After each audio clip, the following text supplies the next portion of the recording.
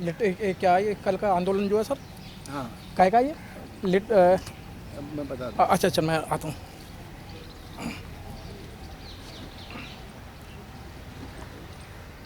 Nation news India में आपका हार्दिक स्वागत है। आज हम दिल्ली के अंदर हम बात कर रहे हैं कि एक जख्म ठीक नहीं होता है, उससे पहले दूसरा जख्म दे दिया जाता है। वो जख्म भरने की भी तलाश में नहीं होता है, लेकिन उससे पहले उस पर जो मरहम है वो लगाने की ज़रूरत नहीं पड़ती। उससे पहले एक जख्म और दे दिया जाता है। कि अगर हम सीधी बात कहें कि इनडायरेक्ट में चोर रास्ते से आईएएस बनाना, सेक्रेटरी बनाना, आज यूपीएससी, एसएससी को नामो निशान ख़त्म करने के लिए, एजुकेशन का नाम ख़त्म करने के लिए ये आज सरकार जो षड्यंत्र रच रही है, उसी वार्ता के बीच हमारे बीच में डॉक्टर एस.एन. गौतम जी आई। हम बात करते हैं कि जो इस समय जो आज जो 7 साल देश को जो सरकार चला रहे हैं, इस समय जो उनकी जो नीति है वो क्या है।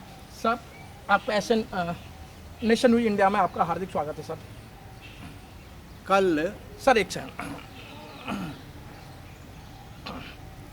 सर, एक जख्म ठीक नहीं होता, उससे पहले दूसरा जख्म दे दिया जाता है। चाहे एट्रोसिटी की बात करें, चाहे किसान आंदोलन की बात करें, अब एक नया फंडा और आ गया है कि चाहे जो गरीब व्यक्ति है, गरीब समुदाय, गरीब जाति के लोग हैं, आज उनके लिए आईएएस और पीसीएस बनना सर बहुत मुश्किल हो गया है। ये जख्म किसान आंदोलन से भी कहीं गुना बड़ा एक जख्म है, जिसको भर पाना बड़ा मुश्किल है। देखिए, एक बात है, जब सरकार आतंक पर आ जाती है तो वो अपने सब गलत काम करना शुरू कर देती है। मोदी जी को या मोदी जी की सरकार को अब ये लग रहा है कि अब ये हमारे ज़्यादा दिन नहीं है, और जब ज़्यादा दिन नहीं है तो उन्होंने ये अब काम ऐसे करना शुरू कर दिए हैं जिसके चोर रास्ते से अपने सरकार में घुस जाओ और आने वाले समय में उसे अव्यवस्थित करके रखो। सरकार अगर दूसरी आई तो वो भी व्यवस्थित न हो पाए। देखिए, कांग्रेस पार्टी ने 60 साल में राज किया, जरूर देश को आगे भी ले गए, इसमें कोई दो राय नहीं है, लेकिन उन्होंने बर्बाद भी संविधान को बहुत किया। आज जो न्यायपालिका का सत्यानाश है उसके लिए कांग्रेस भी उतनी ही जिम्मेदार है, बल्कि वो ज़्यादा जिम्मेदार है। और शिक्षण संस्थाओं के लिए भी आज जो हालात है उसके लिए भी कांग्रेस जिम्मेदार है। कांग्रेस ने 10 साल अपने राज में कहीं भी कोई ऐसी स्ट्रॉन्ग एक्शन नहीं लिया जिससे कि संविधान को मजबूती से लागू किया जा सकता होता। तो आज आप जो संविधान का बुरा हाल देख रहे हैं या संविधान के प्रति आप जो नीति अपना रहे हैं, ये वो कहते हैं ना, कांशीराम जी ने कहा था, एक नागनाथ है, एक सांपनाथ है। दुर्भाग्य हमारा ये रहा कि जब 93 में मुलायम सिंह और कांशीराम जी के साथ समझौता हुआ तो ये जो शक्तियाँ थीं, इन शक्तियों ने उस समझौते को तोड़वा दिया। अन्यथा उस समय एक नारा दिया गया था, वो नारा बड़ा सार्थक था। ये मानसिकता का है, नाम से मत जाना कि मिले मुलायम कांशीराम। कांशीराम और मुलायम का मतलब नहीं था, मतलब था श्रमिक वर्ग का एकजुट होना, जिसमें SC ST OBC माइनॉरिटी थी। कि मिले मुलायम कांशीराम, हवा हो गए जय श्री राम। और जय श्री राम का मतलब किसी श्री राम से नहीं था, उनका था अंधविश्वास और पाखंडवादी जो शक्तियाँ हैं, उन शक्तियों का नुकसान होना था। लेकिन कहीं कोई दल एक तरफ चला गया, दूसरा दल और एक तरफ चला गया, और दोनों के बीच में वो लोग घुस गए जो आज सत्ता में उनको आने देते हैं तो भी अपनी अपने चलाते हैं। तो ये जो सर, मेरा अहम क्वेश्चन ये है कि आज के समय के अनुसार कोई गरीब व्यक्ति, चाहे मैं गरीब सभी समुदाय के अंदर है, सभी समाज के अंदर है, क्या वो आईएएस, आईपीएस या पीसीएस या दानिश बन सकता है सर? ये एक ऐसा सवाल है कि इसका जवाब तो सरकार चाहती ही नहीं है कि गरीब आगे आए, और उसके लिए खास वर्ग नहीं चाहता है। समाज जो जिसे सरमाएदार वर्ग कहते हैं, वो आगे उन गरीबों के प्रति सोच ही नहीं रखता है। इसलिए ऐसी स्थिति में क्या होगा, आज आपने ये बता दिया कि हम डंडे की दम से तालिबानी शासन ले आएंगे, लेकिन अगर ये श्रमिक कभी तालिबानी बन गया तो क्या करोगे? हमको गलत रास्ते से रोकना चाहिए अपने आप को। और ये मैं मोदी जी से निवेदन कर रहा हूँ, खासकर मोदी जी, आपसे मैं निवेदन इसलिए कर रहा हूँ कि किसानों की समस्याओं पर चिंता करिए, दाढ़ी की चिंता मत करिए। दाढ़ी तो आनी जानी है, घर की खेती है, लेकिन इस किसान के साथ में जो बीत रहा है मैं राकेश टिकैत से व्यक्तिगत कभी नहीं मिला हूँ, लेकिन राकेश टिकैत के आंसुओं ने इस देश के किसान के को झकझोर दिया है। ठीक उसी के साथ में आप ये चोर दरवाजे से ब्यूरोक्रेट्स ला रहे हो, ये आपका गलत है। आप की जो मानसिकता है, जो गुजराती मानसिकता है, गुजराती मानसिकता बिजनेस से जुड़ी हुई है। अच्छा लाभ कमाने की कोशिश करो, लेकिन इस देश के नौजवानों को जो शिक्षा में विश्वास रखते हैं, बड़ी मेहनत करके अपने घर को बेच करके भी लोग बाग आईएएस बनने का प्रयत्न करते हैं, आईपीएस बनने का स्वप्न देखते हैं, वो अकेले शेड्यूल कास्ट ही नहीं है। उसमें ब्राह्मण का भी गांव का बेटा होता है, छत्री का भी गांव का बेटा होता है, वैश्य का भी गांव का बेटा होता है, और ये किसानों के बच्चे तो होते ही हैं। सिर्फ एक स्वप्न लेके चलते हैं कि हम भी ब्यूरोक्रेट बन के इस देश में कुछ करेंगे। राजनीति में बहुत से ऐसे स्थान दे दिए गए हैं जिसमें आप जैसे लोग प्रधानमंत्री बन जाते हैं, जिनकी डिग्रियों को लेकर के आपके बहुत से मुख्यमंत्री उठाते रहते हैं। अनपढ़ और जाने क्या क्या शब्दों का मैं उपयोग नहीं करना चाहता, तो इतना झांसा मत दीजिए देश को, इसे तालिबान की तरफ मत ले जाइए। मैं बड़े स्पष्ट तौर पे आपसे ये कह रहा हूँ कि आपका जो है आत्मघाती स्टेप है, और इलेक्शन कमीशन से मैं निवेदन करता हूँ कि बहुत ही आक्रोश के साथ में जनता ये आपसे कह रही है कि ईवीएम को ख़त्म करिए। जनता के वोट के अधिकार को ईवीएम के कारण ख़त्म कर दिया गया है, और न्यायपालिका से भी मैं कहता हूं कि संज्ञान इस पर लिया जाना चाहिए। हमें अपने देश को देश बना के रखना चाहते हैं। अगर आप संविधान में विश्वास रखते हैं, मैं अब स्पष्ट कह रहा हूँ, न्यायपालिका अगर संविधान की सुरक्षा चाहती है, न्यायपालिका अगर चाहती है कि संविधान सुरक्षित रहे, तो न्यायपालिका को स्वयं संज्ञान लेना चाहिए कि ईवीएम से इलेक्शन ख़त्म करके और एक ऐसा सिस्टम लाया जाए जिसमें कम से कम बेईमानी हो सके। इलेक्शन को प्रॉपर तरीके से अगर कराया जाए, इस देश में लोकतंत्र स्थापित रहेगा ही, क्योंकि ये देश मानवता की लड़ाई के लिए जाना जाता है। ये बुद्ध के मानवतावादी सिद्धांत पर चलेगा। आप कितने भी जोर लगा लीजिए, आप कितना भी अत्याचार कर लीजिए, मनु का नाम अब नहीं आ सकता है। अब या तो संविधान चलेगा तो अम्बेडकर का चलेगा, और बुद्ध की उस मानसिकता का जिसमें मानवीय अधिकार सब सर्वोपरि हैं, जहाँ पर आप करुणा, मैत्री और प्रेम के साथ में इस देश में को बनाना चाहते हैं, रहना चाहते हैं। श्रमिक को छेड़ो मत।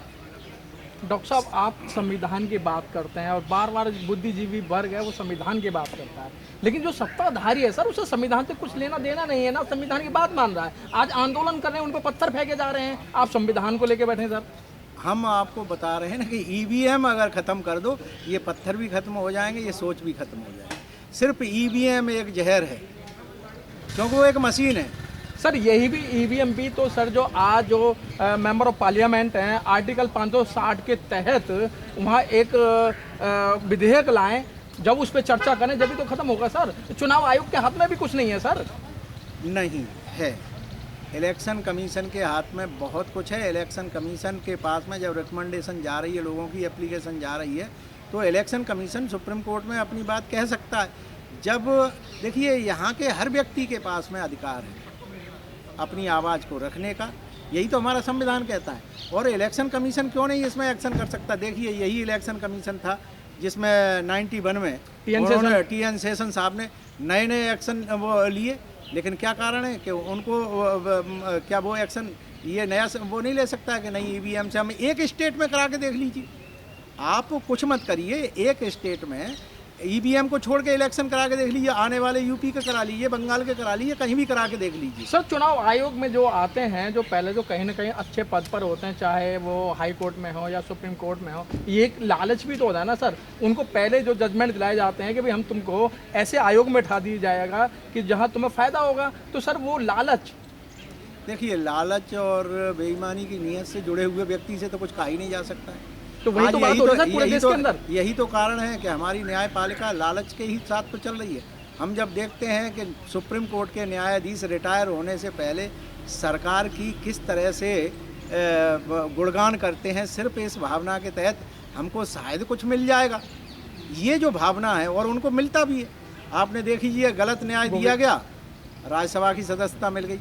आप देख लीजिए, गलत तरीके से न्याय दे करके एक जज साहब तो अपनी इतना अहम उनके अंदर आ गया कि एक वकील ने जब उनके सामने किसी बात को लेकर के न्यायपालिका के ऊपर क्वेश्चन क्या उठा दिया, उसने कहा 1 रुपए का, क्या ये आपके घर की वो चौपाल है जिसमें आप मजाक के तौर पर 1 रुपए का दंड आर्थिक दंड लगाएंगे और 3 महीने की या तो सज़ा होगी? ये क्या है? ये मजाक नहीं है देश की न्यायपालिका और संविधान का। और उन न्यायाधीशों को आप ये कहते हो महामहिम और फलाने महिम, अरे किस बात के महिम रहे जब तुमने अपनी नीयत को एक पब्लिक के सामने खोल के रख दिया? क्या है ये?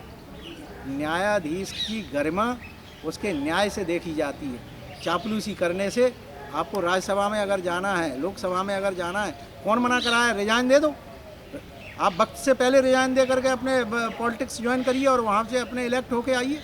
और भी पब्लिक के लोग हैं, और जो आईएएस और पीसीएस और इसके लिए जो बैकडोर एंट्री की जा रही है, हम तो ये कह रहे हैं कि आने वाले इलेक्शन में ये एजेंडा बनना चाहिए कि जितने भी बैकडोर से एंट्री आए हुए जो भी अपने इस तरह के वो लिए जाएंगे, सबको निरस्त कर दिया जाएगा और उनके ऊपर आर्थिक दंड भी लगाया जाएगा। और सुप्रीम कोर्ट को देखिए, एक बात आपको बता दें, सुप्रीम कोर्ट को विधायिका के अधीन होना ही चाहिए।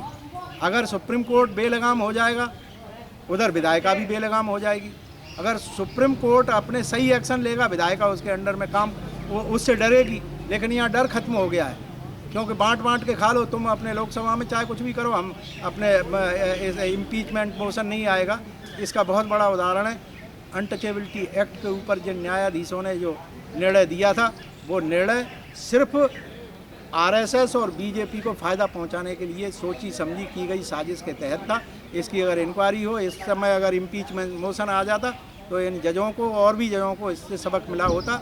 आज तो जज अब चौड़े में खुद ही कह रहे हैं कि संविधान खतरे में है। पब्लिक का आदमी तो उन्हीं को देख करके तो कह रहा है।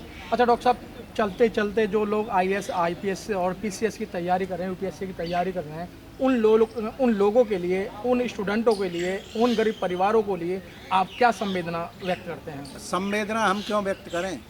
नौजवान हो, खून अगर खौल रहा है तो निकल के आओ। हम 16 तारीख को जंतर मंतर पर प्रदर्शन कर रहे हैं। इधर भीम मिशन के तहत कर रहे हैं। उसमें अब आप शामिल होइए, किसी भी वर्ग विशेष और जाति धर्म को छोड़कर। उसके बाद हम 7 मार्च को हम राष्ट्र को बंद का आह्वान कर रहे हैं। उसमें SC ST OBC क्या, सभी वर्ग के पढ़े लिखे नौजवान अपने सड़कों पर उतरें और इस सरकार को बता दें कि यहाँ का नौजवान ईमानदारी के साथ में सिलेक्शन कराने में आगे आना चाहता है। पढ़े लिखे नौजवान हो और आप संवेदना से काम अगर लेना चाहते हो तो बैठो घर पर। तुम्हारी संवेदनाएं, हमारी क्या संवेदना तुम्हारे साथ हो सकती है? हम कोई इलेक्शन को कंडक्ट करने वाले थोड़े ही हैं। हम तो आपको उत्साह भरने वाले हैं, हम तो आपकी फ़ीस जमा करते हैं। हमारा बेटा अगर IAS की तैयारी कर रहा है तो उसे क्वालिफाई करना है। अब क्वालिफाई अगर वो नहीं कर पा रहा है और उसे कोई रोक रहा है तो उसे धक्का मार करके आगे आना चाहिए। अब आइए, हम तो सब नौजवानों का आह्वान कर रहे हैं, हर सड़क पर उतर के सरकार को आवाज़ दे दीजिए कि अब ये बेईमानी नहीं चलेगी। सरकार चलाइए, बेईमानी से नहीं, और बेईमान लोगों के हाथों में नहीं। अब तड़ी पारों का भी बहुत हो गया, तड़ी पारी। अब तो ईमानदारी से अपनी डिग्री भी दिखानी पड़ेगी, अपनी पढ़ाई का सबूत भी देना पड़ेगा। और इस तरह से मुझे बड़ा दुख होता है कि आज हमारे देश में जो विधायक हैं, जो मेंबर पार्लियामेंट हैं, उनकी भाषा कितनी गलत भाषा है। आज ये किसान मजदूर का बच्चा जब गुस्से में होगा तो क्या करेगा? वो तो गाली देगा। लेकिन तुम तो अधिकारी हो, तुमको तो अधिकार मिला हुआ है। किसी को 5-5 लाख लोगों ने चुना है, किसी को 10-10 लाख लोगों ने चुना है। आप प्रतिनिधि हैं और आप कहते हैं किसान तो घर पे मर जाता है या कहीं पे भी मर जाता, उन्हें तो मरना ही था। अरे भाई, मरना अपनी जगह हो सकता है, लेकिन आपकी कोई संवेदना नहीं। इतनी मानवीयता मर गई है बीजेपी की, इतना अपने अंदर से मानवता को खत्म कर चुके हो। तुमसे क्या उम्मीद की जा सकती है? तुम देश को प्यार करते होगे। तुम तो देश के सबसे गद्दार लोगों में से गिने जाने चाहिए, क्योंकि तुम जिस पोस्ट पर रहते हुए और जिसका खाते हो, जिस किसान के घर से हो, तुम उसी को लजाते हो। मुझे तो बड़ी ग्लानि होती है ऐसे लोगों से। ऐसे लोगों के लिए क्या कह सकता हूँ? यही कह सकता हूँ, तथागत इनको अक्ल दे। साधु साधु साधु।